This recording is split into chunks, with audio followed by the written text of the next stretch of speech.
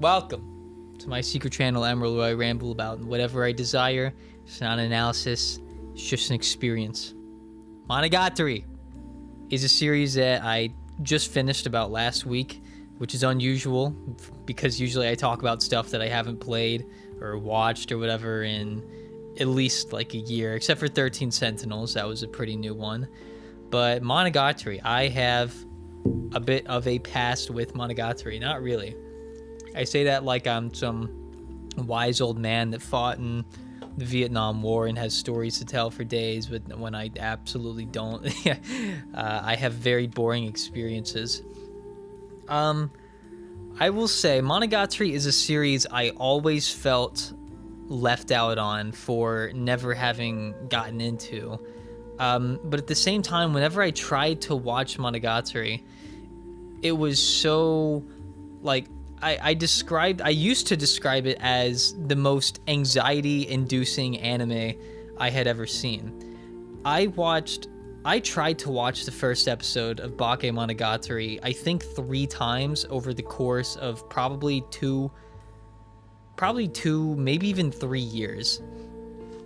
The reason I watched the first episode, I tried to watch first episode that many times, was because it really, like, I could tell from what I'd heard about it and what I'd seen from it. I've seen a lot of, like, what do you call it, sakuga scenes, right, clips or whatever, that I thought looked really cool, really interesting, and yet I just couldn't get past the first episode. It was like this weird mental barrier that I created for myself. Like, I would get this, it sounds pathetic, but I legitimately got like this weird anxious feeling in my chest whenever I tried to watch the first episode. And so that didn't change till, I mean, I've gotten over a lot of my major, like, weird anxiety problems like that, which is quite the blessing. I'm not even exactly sure what it was that changed. I think I just might have chilled out as a person. Not really sure. But one night I was just lying in bed and I was like, how about I watch the second episode of Bakemonogatari? And for some reason, just starting on the second episode, I loved it. Or maybe not loved it, but I really liked it. And I didn't feel weird about it. It was just, I had a fun time. And as I kept watching Bakemonogatari, I just got more and more into it. I think what really sold me on the series was definitely the arc with Hachikuji. Now, I do think the first arc with Senjo Gahara was definitely a solid arc, but I think more about the Hachikuji one because I love the comedy in that arc so much, and I also love the weird sort of developing romance between Araragi and Senjo Gahara. When Senjo Gahara was trying to hint to Araragi, main protagonist, by the way, I guess, if you've never seen Monogatari, but it was a very, I guess, sort of endearing way to approach a relationship. It was kind of weird. I call it weird, but I would say Monogatari in and of itself is probably one of the weirdest, most unique anime I've ever seen. At this point, my anime list account says I've finished, I think, I want to say it's 317 anime. That's how many I've completed. And Monogatari is one that stands out so much just because it's so bizarre. Characters have what I describe as really, like, warped perspectives and personalities. I mean, like I said, you can see this from the very beginning with, like, the opening scene where Senjo Gahara puts a stapler inside Araragi's mouth. On top of that, the way she speaks is very intimidating. She's, I'd say, brutally honest. She keeps this, like, deadpan, maybe not deadpan, but this emotionless, monotone expression. Senju Gahara is this character whose expression, like, never changes, and it's kind of endearing, especially more so considering some moments we see from her later on, but let me not get too ahead of myself. Anyways, so what really sold me was the Hachikuji arc. I thought the comedy from that arc was amazing. I also love the opening. I know everyone talks about Renai Circulation, and I think the other one's Platinum Disco. I love both of those a lot, but I also really love the Hachikuji opening. There's so much personality in it.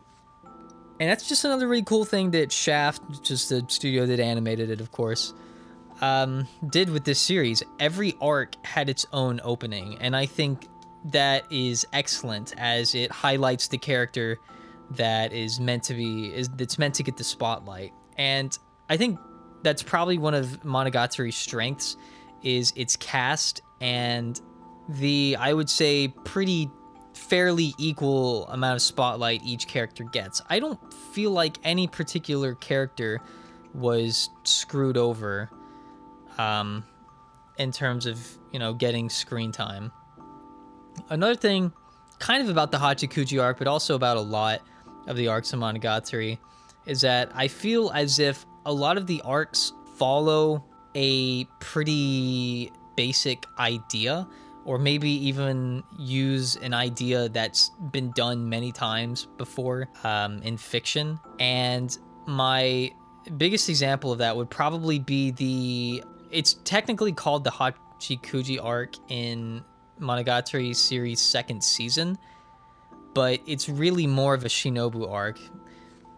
So in that arc, obviously it's spoilers for Monogatari. In the first Hachikuji arc, they, find out that she is basically this little ghost girl that has been wandering the streets trying to find her way home for, 11 years? In the second season, which is technically like the fourth season you're supposed to watch, but whatever, right? They return back to Hachikuji, and Araragi decides that she wants to go back in time and try to save Hachikuji. And that's a very commonly used premise for any sort of story, is, hey, let me go back in time and save this person, and then it messes with creates a paradox or whatever. Been done many times, but I always felt like Monogatari gets these basic ideas and it kind of subverts them in a much more interesting way. So when they did go back in time to save Hachikuji from, was she hit by a bus? Or I want to say she was hit by a bus or car or something. I don't know. That's half of every anime character's death, is just getting hit by a car, right? When they save Hachikuji and they come back to the regular world, they find that it's literally the apocalypse. It's literally like practically all of humanity appears to be dead. They can't find anyone. And towards the end of that arc, they do find someone, and it's Hachikuji. But she's grown up. I believe she's like 21 finally. I like that because it was a very extreme change in reality, and they explained why that happened. But I love how it's either Hachikuji dies and everyone else lives, or Hachikuji lives and everyone else dies. It's kind of interesting. But anyways, let's go back and kind of like talk about my experience with each season. So I got the watch order pulled up here because there's a lot of seasons to the show. So Bake Monogatari. I really enjoyed Bake Monogatari. I thought it was a pretty enjoyable first season, and I thought it did a decent job of introducing all of the main characters. I'm not going to say it blew my mind in the first season or anything. Besides the animation, cinematography, background art, all that stuff is consistently mind-blowing throughout all of Monogatari. Monogatari has some of the best art and animation, and some of the most unique, I guess, direction that I've ever seen in anime. And of course, that's up to standard every single season, I would say. I don't think there's one season that I thought particularly looked worse than the others, unless you're counting the Kizu Monogatari movies, which those are movies, so obviously they look a lot better. Yeah, I thought Bake Monogatari was a pretty solid introduction. My favorite arc was definitely Hachikuji's, and then I would say next would probably be Sengoku's. And I'm going to get into Sengoku, her character, and her arc, because I thought her major arc, or at least I guess the conclusion to her arc, was absolutely amazing. But we will work our way up there. So Nisei Monogatari, which second season you should watch. By the way, I watched it in the Shaft order, or the anime release order. I did not go in chronological or novel order. So Nisei Monogatari, I liked about the same as Bake Monogatari. I didn't feel any stronger about it than I did Bake. I think maybe in hindsight, I like it a little bit less, but I don't have much to say other than I do really enjoy Karen and Tsukihi, and it also introduces Kaiki, who ended up being one of the most interesting characters in the series, I would say. I guess I want to say Nisei Monogatari is where the famous toothbrush scene was. That whole episode is pretty crazy because the entire episode, I believe, actually just takes place inside of Araragi's room. I don't know if they ever actually leave his room the entire episode. And then there's that weird toothbrush scene. Maybe you should look that up for yourself if you're interested. It's kind of weird.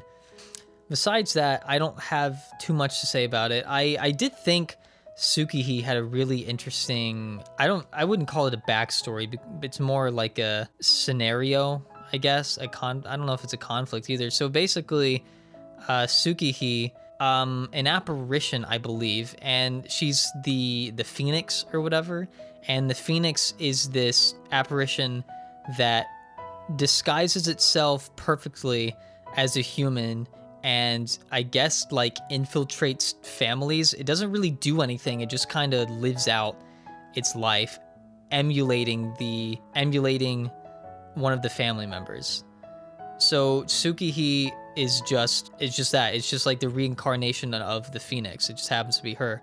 And it's this kind of moral question of, well, is she truly even human then? Is she truly even Araragi's little sister? Because even though she appears to be perfectly emulating the role of Araragi's sister, it's really just a phoenix deceiving everyone. But even knowing this, Araragi decides that doesn't matter. Tsukihi's still sister. That's, I guess, to paraphrase it real short. Besides that, I liked Nisei Monogatari a good bit. The next thing is Neko Monogatari Black, or I always called it Neko Monogatari Kuro. I almost dropped Monogatari because of this. This is, I would say, easily my least favorite season. It's not even bad. I gave it like, on my Amulet, I think I gave it like a 6 out of 10. Maybe that was kind of mean. I don't know. I'm not usually a big fan of arcs that are retelling something that I just watched, but in greater depth. I remember, I still haven't made my Railgun video yet, but when I originally watched Railgun Season 2, I had just finished Index not that long ago, like pretty soon before. And so seeing the latter parts of the retelling of the Sisters arc in that show kind of bored me a little bit because it was something I had just seen. It wasn't till, I would say, a year or whatever later that I enjoyed it a lot more because I read that arc in the manga, and I enjoyed it a lot more than I did back during the anime. I think the anime adaptation is great. I'm not saying it's bad or anything, not by any stretch of the imagination. It's wonderful. I was just saying that because I had given myself more time in between those arcs, then I was less kind of annoyed. Now, obviously, Neko Monogatari Kuro is much more in-depth than what they went by that really fast, and I think it was Bake, I don't remember. It wasn't, like I said, it wasn't even bad. It was fine. I found it kind of boring. I'm not gonna lie, I found it kind of boring. I put Monogatari on hold for a few months, actually, and only probably a month ago, maybe 2? I feel like it was probably about a month, I don't remember, that I started back up with Monogatari series 2nd season, and for some reason, that Monogatari series 2nd season hit me like a train. I instantly loved 2nd season. I would say 2nd season is where it really gets fascinating. It was like, now that all the character introductions were done, we could finally just the show could finally focus more on just developing the characters that we already knew about and exploring different cool ideas. And I would say that Monogatari series 2nd season, which I absolutely hate that title, by the way, I would say that is still probably my favorite season in the entire series. I will say Kizu Monogatari is very close. I do love Kizu Monogatari. But to talk a little bit about second season, going by each arc, we have Tsubasa Tiger. I'm looking at the wiki right now, which I always wanted to call it Neko Monogatari Shiro, just because it made sense being after Kuro, which is white and black. And I thought that was a pretty solid arc. I enjoyed it more than Kuro, that's for sure. I think I enjoyed it because Araragi wasn't really, and I love Araragi, but he wasn't really prominent through until I think the last episode. I always admire a show that can make someone else the protagonist and it still be just as interesting, if not more interesting. I find that more interesting than a show where everything just revolves around the main character 24/7 and the camera never leaves them. The camera never leaves their face or whatever. Or how should I word that? The screen never leaves. You get what I'm trying to say. Whatever. So yeah, I enjoyed it. There were some pretty fun interactions between Hanekawa and Senjukuhara. Hanekawa, I think, was a pretty well written character, and I'm going to talk more about her in Kizu because I didn't love her until Kizu. I liked her, but after Kizu Monogatari, I loved her. So moving on, I already talked about the Mayoi arc. It's called Mayoi. I don't know how to say that word. Jiangshi, I don't know. I already talked about that one. It's honestly more of a Shinobu arc because, Shinobu's just much more frequently occurring in that. Hachikuji is just like who they're trying to save. She doesn't really show up much. Then we have the first half of definitely my favorite arc in the series, Nadeko Medusa, which is Sengoku's major story arc. And when I say the first half because the second half of it's completely resolved and later at the end of second season in Hitagi End, that arc, which is ironically labeled as a Hitagi arc even though Kaiki is the main character. Before I talk about those, let me just talk about the Shinobu Time arc. The Shinobu Time arc was also weird because it also featured more, it felt like it featured more Hachikuji than it did Shinobu. Or at least the climax of that arc heavily featured Hachikuji. I just thought it was a bit strange. I don't know. The Mayoi arc, or the Hachikuji arc in the second season, Shinobu showed up more, but in the Shinobu arc, Hachikuji was there more. So it was kind of interesting. But anyways, I really enjoyed that arc, and I am going to guess that the ending of that arc is very controversial because in 2021, for some reason, people are more offended by fictitious anime lollies than they are, bad acts being done to real life children. So I guess I'm not really going to talk about that much, but I really like how that arc ended. But moving on to what I would just refer to as the entirety of the Sengoku arc, Sengoku Medusa arc, that is definitely my favorite arc in the series. The only thing I would say comes close, which honestly could end up being my favorite later on, would be, like I said, the Kizu Monogatari films. But the Sengoku arc was so interesting because Sengoku is a character that I find to be somewhat relatable and also kind of just frustrating. I think other people were probably frustrated more than I was with her character. I have heard about a lot of people not liking her. But to me, Sengoku is this character that just reflects a product of her surroundings. I believe in this idea that your experiences throughout life will entirely change your perspective of something. In a way, I would say it's similar to the idea that the grass is greener on the other side.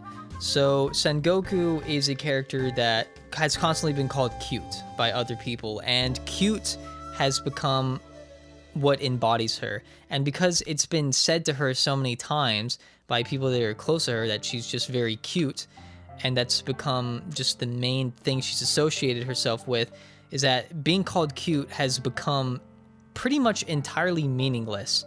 And after constantly deflecting any sort of genuine compliments that she may get, she's also convinced herself that all she is cute in the eyes of everyone around her. And this is what drives people to ever even want to associate with her.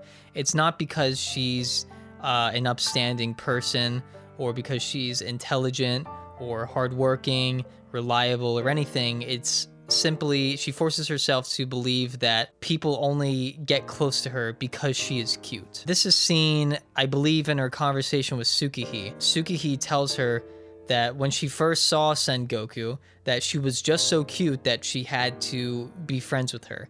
And then Sengoku hears that and thinks, so that must be the only reason you hang out with me, is because I'm cute. It's not because my existence particularly means anything. So she's developed a lot of, I guess you would say, trust issues, because she would constantly have to question the motives of anyone that would ever want to associate with her. And the reason that she latches on so much to Araragi, I believe, is because Araragi was probably the only person that she could identify as just being a genuine person that wasn't seeking any sort of ulterior motive, as he said and did nice, kind things for her. All of this kind of ties into this idea that being born with a certain good attribute may not actually be all that much of an advantage. People that are born to be good at one thing often end up hating that one good attribute about them. It's like this feeling of, well, I didn't get to choose this. It was just something that was forced upon me.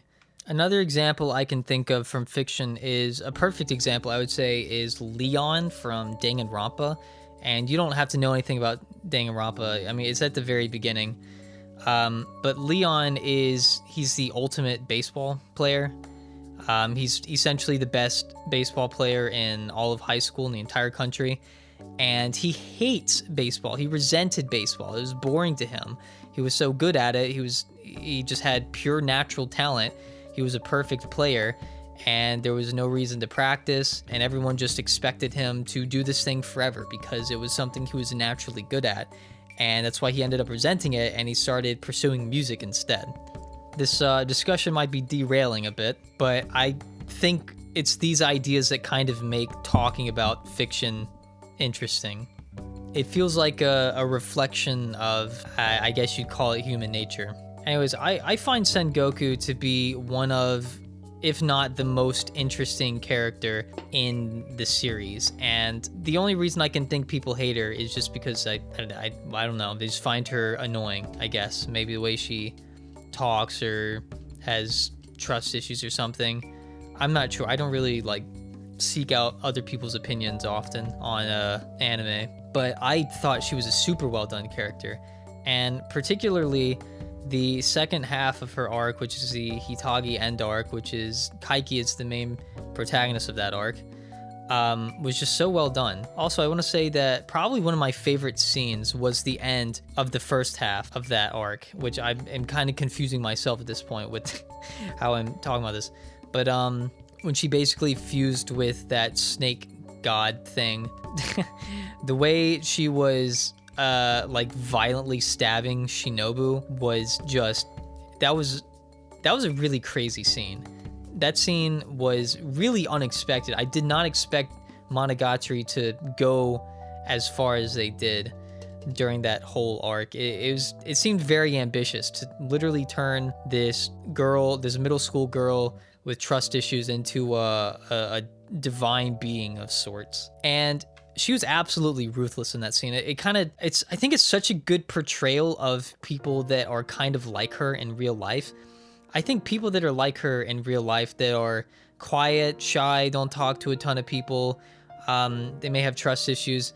Deep down, they can be really harsh, really critical, maybe have violent thoughts.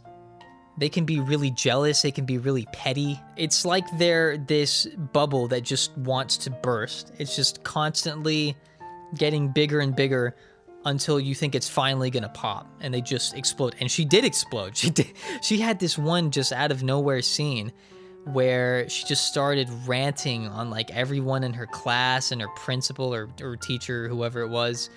And her the whole tonality of her voice changed. It sounded like a completely different voice actress, pretty much. And I just think that was such a great portrayal of some of the inner feelings of people that are kind of like that in real life.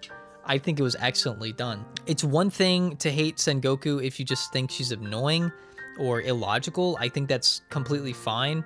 But from a writing standpoint, I actually think Sengoku is, in my opinion, the most interesting character in the series.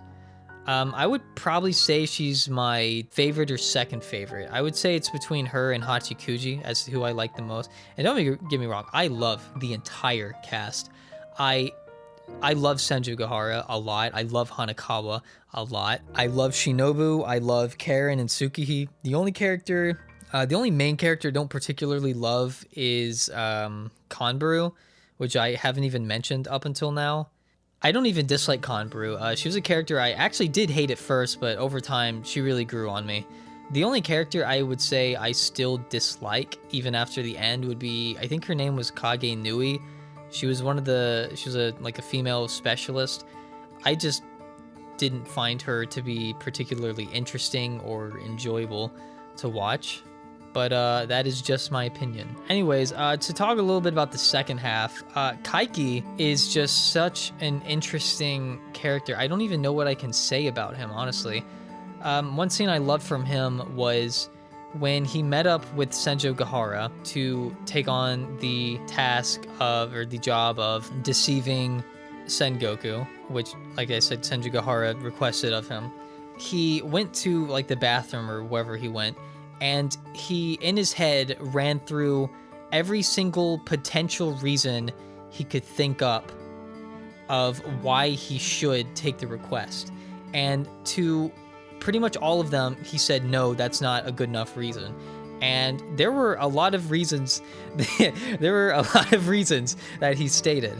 And the only reason that he ended up taking the job was because the one he had decided was a good enough of a reason was that Kanbaru was in that city that he needed to go to, who is the niece of Gaian, the other Gaian, the one that was she dead? I don't even know. And he just, I guess, wanted to talk to her. That was it. That was what he went with. It was the weirdest reason. I would say Kaiki has somehow the most warped psychology out of anyone there. He has this very particular philosophy that he says he hates sentimentality. He likes temporary things, which is why he says he likes money, because money is just something that comes and goes.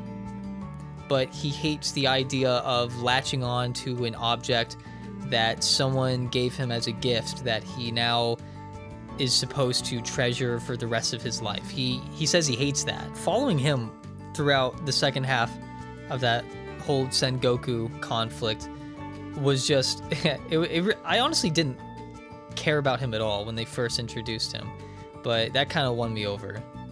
Anyways, to talk a little bit about the resolution of that arc, basically Kaiki goes through Sengoku's room and finds that she has been making manga or whatever, as a mangaka, secretly without anyone knowing. She didn't even let her parents know.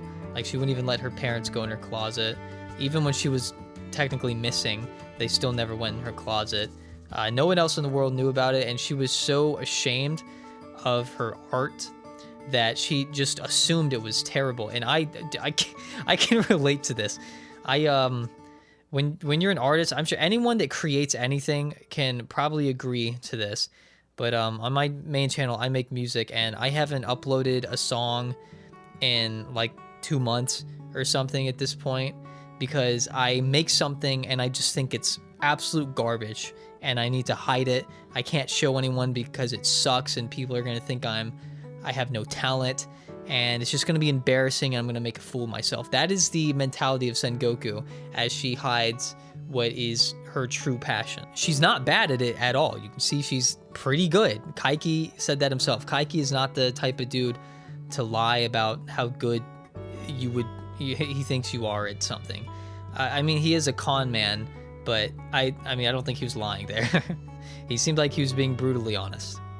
So the more I think about it, the more I just really love Sengoku as a character. I think she was really well done. Honestly, a pretty relatable character. in my eyes. To some people that may be detestable, I don't care. I don't care because I think she was written very well. Let's talk about Shinobu a little bit. I don't have much to say other than I quite like Shinobu. She's a very fun character, a lot of funny interactions. Her bond with Araragi is very, how do I say? I guess, satisfying, admirable. I don't really know. I think the Kizu movies serve as an excellent sort of setup to their entire relationship. I think I'll talk more about it when I get to the Kizu movies. So then next there is Hana Monogatari. It was good. I liked it. I thought the antagonist of sorts was pretty interesting. The movie made me like Conbrew a little bit more. I think it's also the last thing in the timeline. I don't have much to say other than I think it would have been interesting to see what happened after all the devil parts were collected. But anyways, moving on. Then we have Suki Monogatari. I did quite like Suki Monogatari. I think Ononoki was a character I initially didn't like. I think her design, for some reason, I was just not into. But over time, I think she really won me over. Just, I don't know, funny, classic sort of deadpan character. I love her weirdo yay phrase, I guess. I don't really have much to say about it, so I'm gonna move on. Owari Monogatari. So I would be interested to see what people think about the Sodachi arc, because I love that arc a lot, and I feel like it's an arc maybe other people wouldn't like, or at least maybe her as a character they wouldn't like. But I really enjoy sort of whodunit-ish kind of mystery story setups. There were very strong like mystery elements in the Sodachi arc. One part I really loved was when Hanakawa and Ogi were there was like this tension between them, and they had essentially solved this mystery within Sodachi's apartment, and Araragi didn't know what they were talking about. So they went back and forth and gave him literally like 50 hints. And it's just this really intense scene.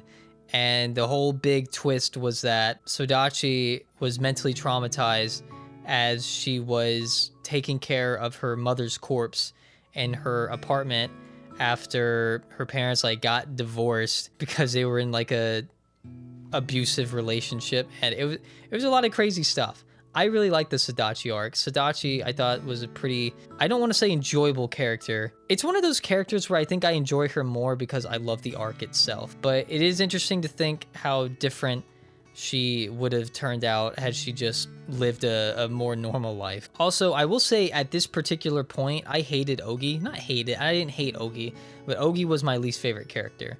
That's not really the case anymore. I do wish that Ogi had a different design because I just don't like her eyes. They freak me out.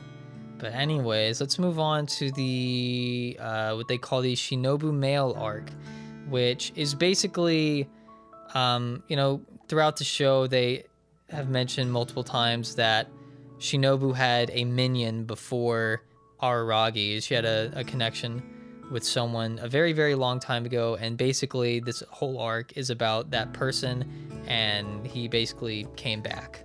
And he attempted to rekindle his relationship with Shinobu, but he was pretty sus.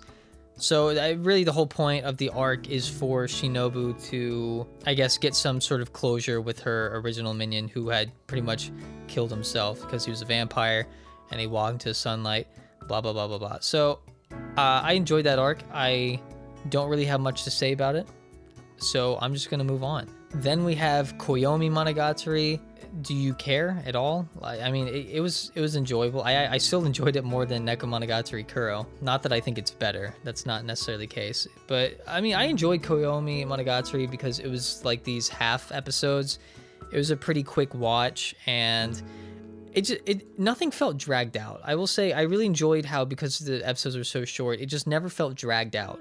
And just because of that, it was a very easy watch, and it transitioned into Owari Monogatari Part 2. But before that, I watched the Kizu Monogatari trilogy movies, and I thought they were absolutely outstanding.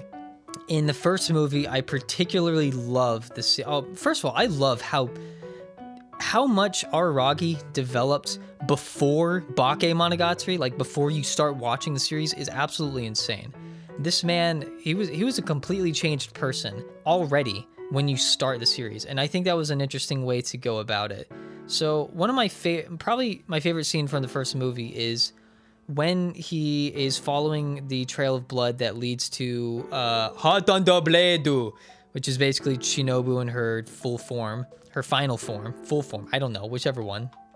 And at this point, Araragi is someone who believes that having friends is essentially a weakness. He legitimately believes that you are a lesser, weaker person if you desire friends, if you desire people to help you in life. Maybe he's not entirely wrong from a technical standpoint, but clearly as he develops, you can tell he enjoys life a lot more, having developed some special relationships with people.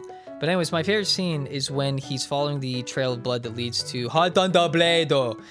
And it's this really cool scene where Shinobu has had her arms and legs cut off and is just laying there dying. And when Araragi finds her, she says to him, basically, human, you should feel honored to give up your life to save me. Right? And then Araragi runs away. And as Araragi runs away, Shinobu is hit with this realization that that's just not how it works. And she starts crying and begging for her life, that she, even though she's been alive for so long, she still fears death after all this time. That could be for a multitude of reasons, maybe because she never felt any sort of closure or something along those lines. And Araragi runs away.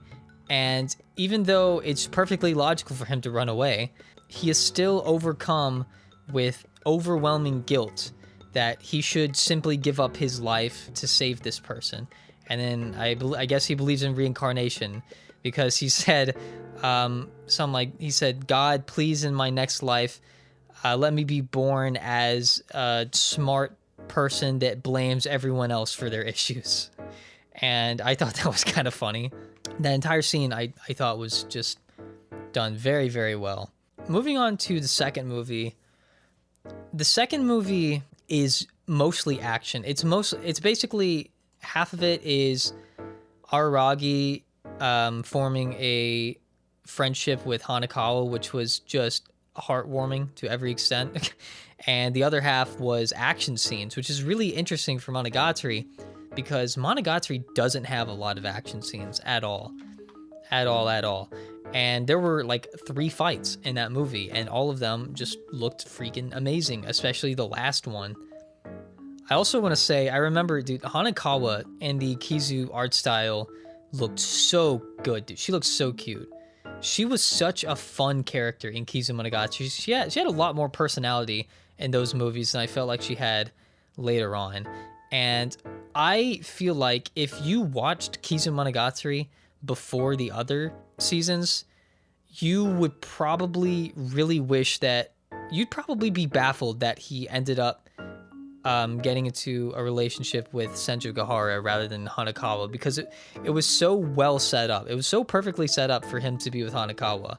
They were both so into each other, and they had formed a really strong connection throughout this whole ordeal, and he ends up with someone else. I'm not gonna say I don't like him in Senjugahara, because I really do.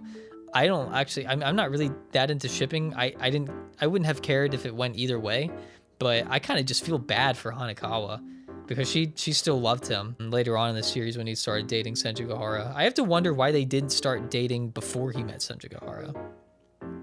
Anyways, so I love the second movie. It might be my favorite, I'm not sure. Then you have the absurdity that is the third movie, which just the last, I will say the first half of it I thought was a bit boring. Not first half, but first 20-ish minutes I thought were a little boring. But when they obtain, Shinobu, or Hatanda Bledo, when they obtain the rest of her limbs and she gets her full form back, and they have a confrontation, this whole ordeal of, it's kind of a standard thing that's been done before, but Shinobu, or Hatanda Bledo, is a vampire, and she needs to to eat humans, but Araragi is also a vampire. He hasn't had to eat in a while, until he suddenly found out that because he was now partially vampire because of his new formed connection with Shinobu, that he kind of has to eat humans too, technically. And so there's this whole confrontation between Araragi and Shinobu in one of the craziest fights I have ever seen. In probably I would say the craziest fight. I can't believe people don't talk about this scene. I can't believe when people talk about best fights in anime, why does no one talk about the fight from Kizumonogatari 3? Because it's one of the craziest scenes ever. Like, the amount of times that they behead each other and stuff is just, it's absurd. It's kind of comical. It's so well animated too. It was such an entertaining scene. And you kind of find out why Shinobu was doing what she, or my bad, was doing what she was doing. She was basically trying to sacrifice herself. Hanakawa called her out on it. And Araragi, now knowing what she was trying to do, can't let that be the end of it. And so Oshino Meimei comes in and just pretty much presents a solution that he defines as, or I mean, I guess describes as, I guess the worst situation for everyone, or I mean the worst outcome for everyone. So no one particularly gets to end up happy. This is because now what they have to do is Araragi has to basically put Shinobu so close to death that she loses the vast majority of her power, and at the same time, Araragi is as close to a human as possible, but has a very, very small percentage of vampire still within him. But now they are forever tied together. And I will say is a pretty great backstory for their particular bond. So I really love the Kizu movies. There was just so much to enjoy about them. Araragi was such a different character. Seeing, the backstory of how he came to form a bond with, or a relationship or whatever, with Shinobu was really fun. And Hanakawa, like I said, was so fun in those movies. She was so good. Love Hanakawa. So then we move on to Owari Monogatari, and I can't say much other than I just think it was a wonderful conclusion to wrap up the crazy series that is Monogatari. So there's this arc where basically Araragi was killed, sent to hell with Hachikuji, because apparently the lore behind that is that kids that die before their parents automatically go to hell, which is like the darkest thing ever. But he ends up bringing her out of hell. Kind of interesting. I always remember the scene where they're climbing up the stairs, and it's just this really crazy, cool looking red and black background. It's really dope. It's quite the aesthetic. He then goes on this very cute date with Senju Gahara. I love Senju Gahara. She is, honestly, I meant to mention this earlier, but I think Senju Gahara represents just, I think she perfectly embodies the warped personality of Monogatari as a series. In Monogatari, everyone just has like this distorted perspective of life, a weird psychology, and just no one's normal in Monogatari. It's a very quirky, eccentric series, isn't it? And then to wrap everything up, there was this really well-built sort of suspenseful mystery surrounding Ogi. Ogi was this character that every now and then in a scene involving Ogi, there were these weird inconsistencies. So in scenes in the past, Ogi would say something to Araragi like, I told you that you would blah, blah, blah, right? And Araragi wouldn't remember it. And he said, I did? I said that? And then he would follow up and say, well, if you say that, then you're probably right. And it was something that the viewer never got to see. And this is entirely like recontextualized in this scene in Owari Monogatari Season 2, where Ogi shows up in Araragi's dream. And basically, they have conversations while he's asleep, and he can't remember them afterwards. So we can assume that has been happening for a while. We, as the viewer, just got to see it for the first time. It was really well done. Anyways, everything had pretty much built up to the fact that Ogi is essentially Araragi's, I guess, apparition. Something like that.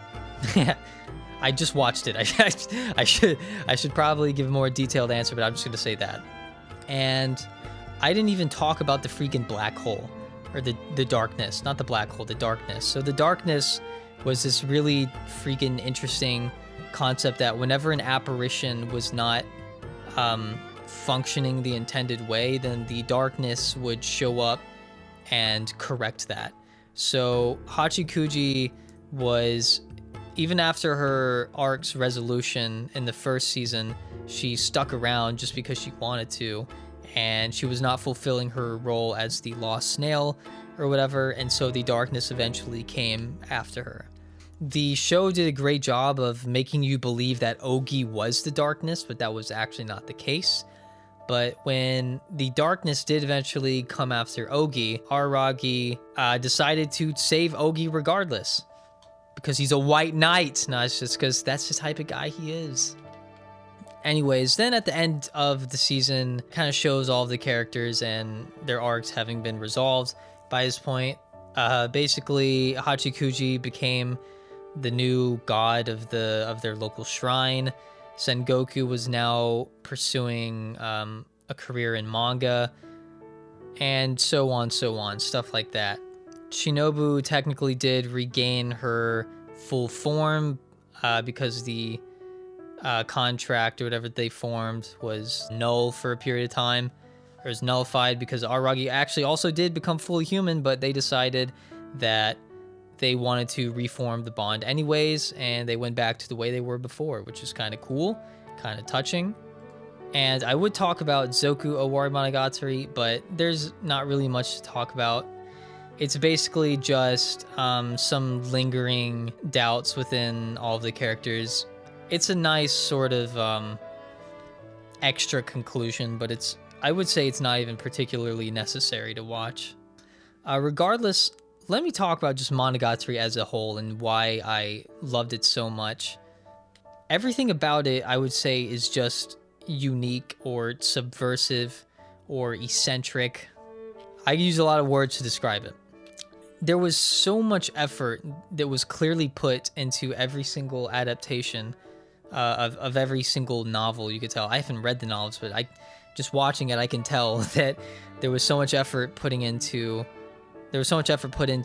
this series as a whole. It never felt like anything was ever rushed or dragged on. It felt like however many episodes were needed for a particular arc, that's how many they would make for it. They wouldn't try to drag it out too long or cut it too short. The presentation is absolutely beautiful. There's some amazing animation, amazing art, pretty cool aesthetic choices. One thing that was always really cool about the series is that when characters, it's a very dialogue heavy series, and when characters were deep in conversation, the show would make sure you were never bored by just really interesting cinematography. Like, there's Aragi's having a conversation with one character in like Suki Monogatari, and in the background like Ononoki and I think Shinobu are having like a snowball fight or something like that. There's so much attention to detail. There's so much effort and passion put into the adaptation. It all adds up to just be such a standout, unique experience. Maybe not every idea in this story is the most unique thing ever. I would say, like I said earlier, often Monogatari will get a basic premise and it'll expand on it or subvert it in a really interesting way. The series does a great job of building suspense and mystery. Everything was wrapped up pretty well. I don't particularly have any questions after the fact. The cast was extremely enjoyable. I love the comedy. I love a lot of character interactions. I will say the only thing that was often hit or miss for me was the music. Some of the songs are pretty distinct and recognizable, but also kind of like artistically weird choices. Some artistically weird choices that were made. Sometimes I did feel as if a different song should have been playing in different scenarios. The soundtrack has this really like repetitive nature to it. Some songs in particular more than others, of course. Overall, though, I think it is fairly fitting to the series as a whole. It's a very, like I said, quirky series. Overall, I just have a lot of admiration for the series, and I wish a certain magical index would get an adaptation that that detailed. Can Shafts animate the next season of Index? Can they animate New Testament, please? Regardless, yeah, I don't have much more to say. I just deeply enjoyed my time with it, and I guess I kind of just wanted to talk about something that I actually have finished recently, rather than talking about stuff I finished multiple years ago. So to close up, I hope you have a nice day, night, week, month, year, decade, life.